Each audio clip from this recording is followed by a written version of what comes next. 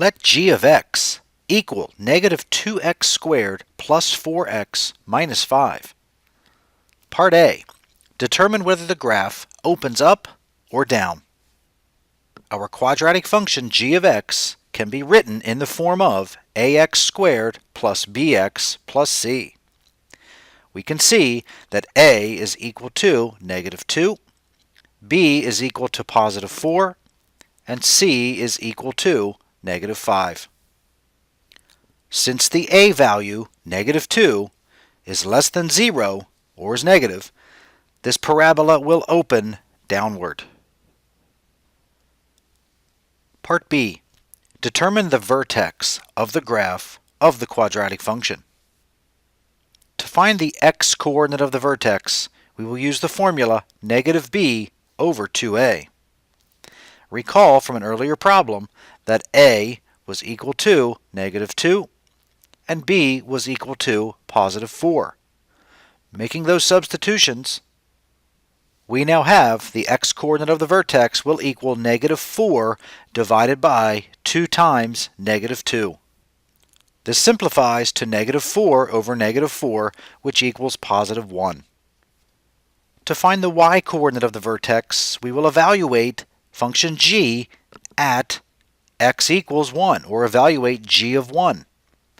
Substituting 1 into function g, we will have g of 1 is equal to negative 2 times 1 squared plus 4 times 1 minus 5. This is equal to negative 3, so the y-coordinate of the vertex is equal to negative 3. Thus, the vertex of the graph of this quadratic function g of x will occur at the point 1, negative 3. Part C. Determine the axis of symmetry of the graph of the quadratic function g of x. Recall from an earlier part that the vertex of this quadratic function is at the point 1, negative 3. The axis of symmetry will be the vertical line that passes through the point 1, negative 3. The x-coordinate of the vertex is positive 1. Thus, the axis of symmetry is the vertical line x equals 1. Part D. Determine the intercepts of the graph of the quadratic function g of x. Let's begin with the x-intercepts. We will use what's known as the discriminant, b squared minus 4ac. The discriminant will show us how many x-intercepts our graph will have. Substituting negative 2 in 4a, positive 4 in 4b, and negative 5 in 4c, let's evaluate the discriminant b squared minus 4ac.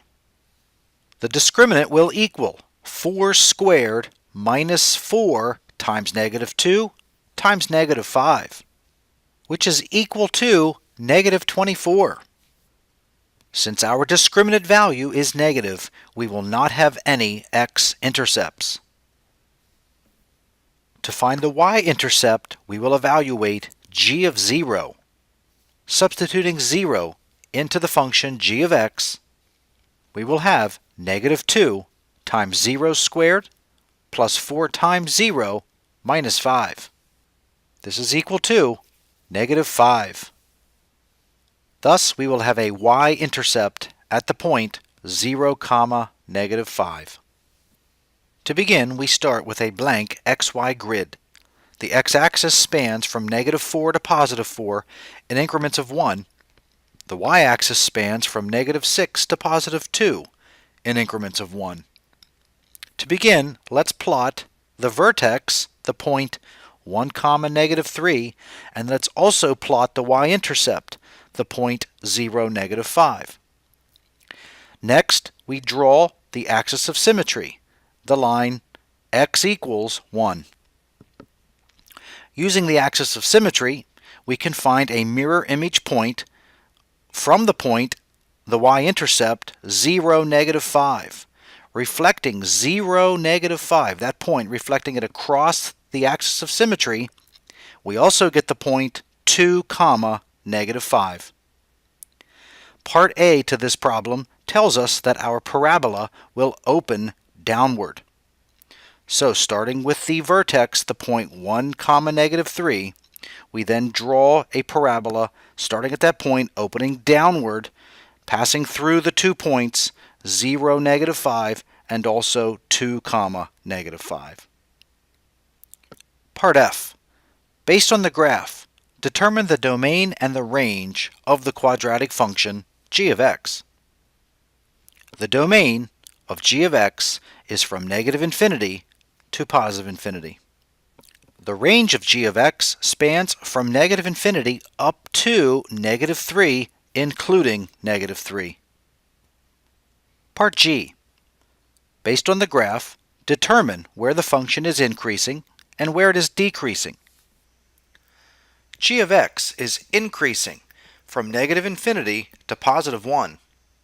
G of x is decreasing from positive 1 to positive infinity.